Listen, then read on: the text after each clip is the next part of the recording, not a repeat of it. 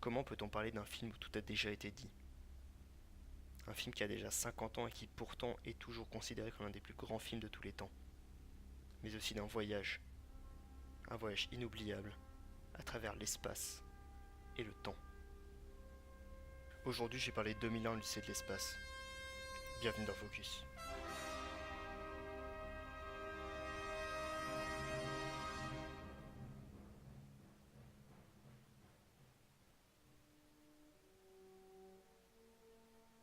Septembre 1968.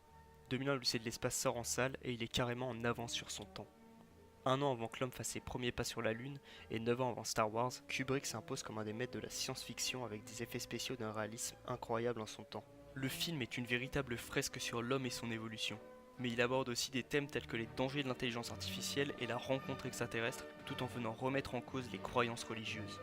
2001 s'avère être une véritable épopée visuelle et scénaristique. Mais quand on parle de 2001, c'est généralement pour sa fin. Énigmatique, psychédélique, on lui cherche généralement un sens. Que peut signifier quelque chose de si mystérieux et complexe? Pour certains, elle relève d'une vision de la mort ou encore de l'agonie, mais pour d'autres, elle relève d'une analyse nietzschéenne. Et c'est là que se pose le problème. Jusqu'où devons-nous pousser l'analyse? Car au final, est-ce que cette fin a-t-elle réellement un sens? En tant qu'être humain, c'est normal de chercher des réponses, que ce soit sur nos origines, notre comportement ou encore ce qui nous entoure. C'est avec ces réponses qu'on va se constituer une pensée. Entre opinion politique ou encore croyance, c'est grâce à notre pensée qu'on va pouvoir trouver une certaine rationalité dans ce qu'on observe. Et cela vient d'ailleurs s'appliquer sur les œuvres qu'on visionne, mais pour autant devons-nous toujours trouver des réponses concrètes? À la fin de 2001, ne pas se poser de questions sera une erreur, mais vouloir avoir des réponses n'est pas forcément nécessaire. Car à trop vouloir analyser, on en vient à tuer l'analyse, voire même parfois jusqu'à dénaturer la pensée même de l'auteur. La fin de 2001 est donc totalement subjective, une expérience dont chacun sortira différent et dont personne n'aura la réponse. Et c'est tout bonnement ce que Kubrick a voulu.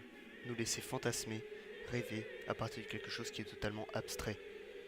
Ainsi, tout est imaginable, car il n'y a définitivement pas de bonne réponse. Chaque vision sera vraie et la nôtre sera la bonne. Avec une telle fin, Kubrick parle à notre sensibilité. Il nous fait nous questionner, avoir une opinion, et surtout nous mène au débat. Et c'est là que 2001 est incroyable. Kubrick a sûrement réalisé le film qui pose le plus de questions et qui fait encore le plus de débats sur son sens à l'heure actuelle.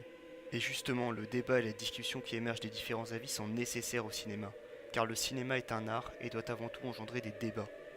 Et ça, 2001 l'avait compris.